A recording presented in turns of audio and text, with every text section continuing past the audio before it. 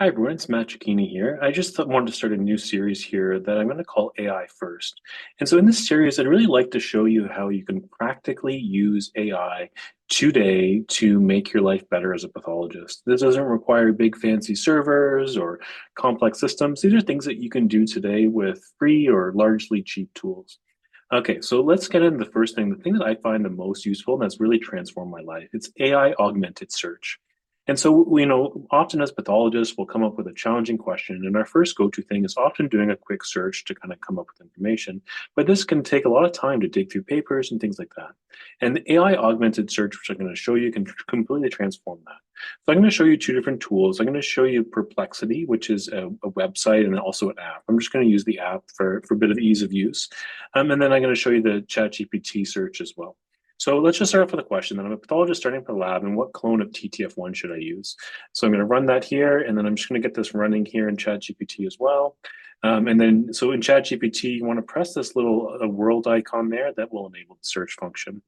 And so now it's going to search both. And so now you can see here, it's coming up with the TTF1 clones. It's then comparing the different clones, some that are a bit more specific, some that are a bit more sensitive. And then it's giving me some recommendations on these.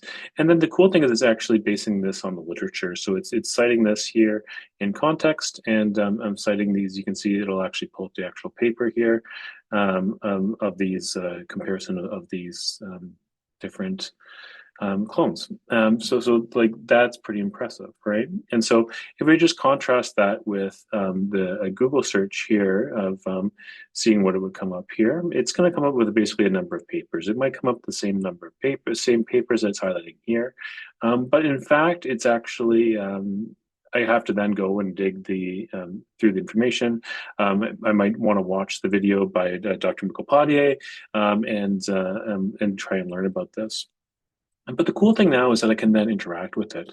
I can say, give me a table of the TTF1 clones based on their sensitivity and specificity.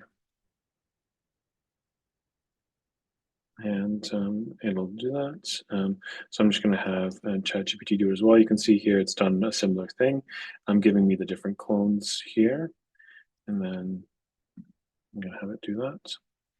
And so you can see here that it's giving me sensitivity and specificity for different things, and highlighting how in here how colorectal, a subset of them can stain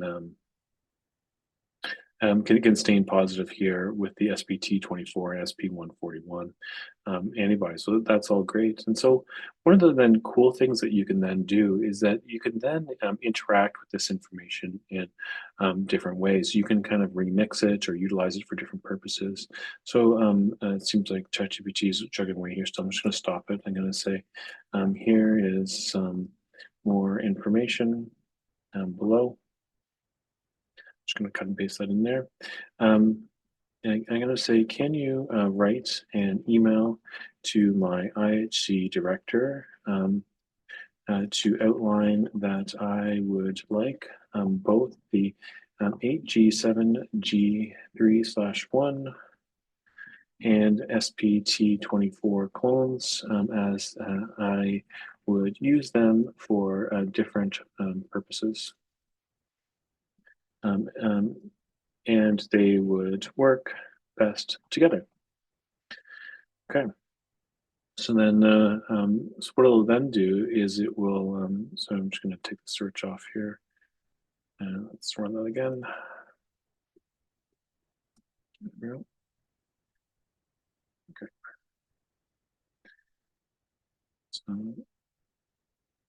So it will now then hopefully write an email for me here that I can then use to show my IHC director for this. Let's see if Perplexity can do this as well. Can you, let's just say, well, this is working away here.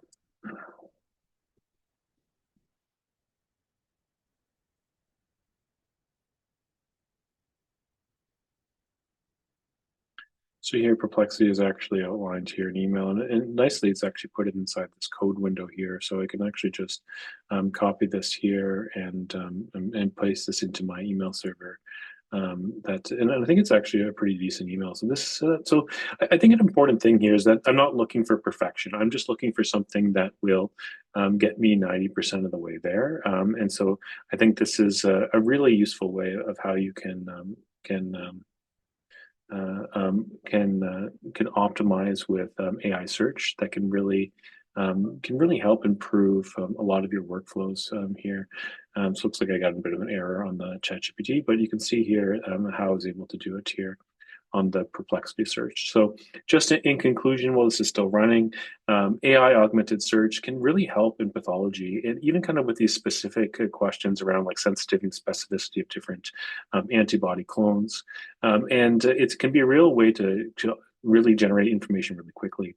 Some important caveats: you should always double check the references that it's using here to make sure it's pulling the right things. Sometimes it'll actually pull a bit of strange sources, so it is really important to do that. And once again, as with all large language models tools, if you're going to use them, you're responsible for all the output. So make sure that you check it and use it. So here's my email here from the ChatGPT side as well.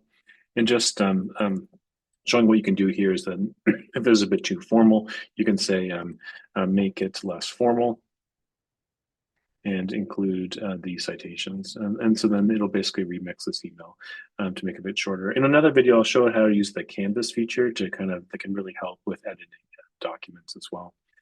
So hopefully that was helpful, and this is something that you can integrate into your practice. So the tools I use today are Perplexity. You can access that by the web, go to the website perplexity.ai. I'll put the link in the description, as well as ChatGPT.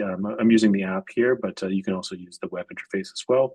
And I'm using the paid version of ChatGPT.